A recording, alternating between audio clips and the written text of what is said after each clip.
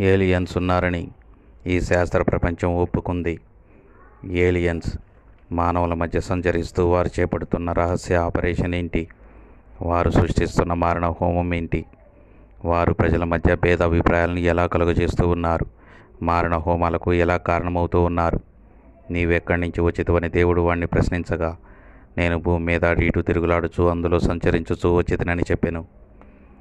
మానవుడు దేవుని పోలిక, దేవుని కుమారుడు, దేవుని రాజ్యముకు వారసుడు.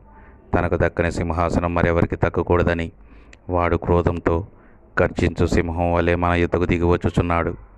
ఇదిగో, లయకర్త నీ మీదకు దిగివచ్చుచున్నాడు.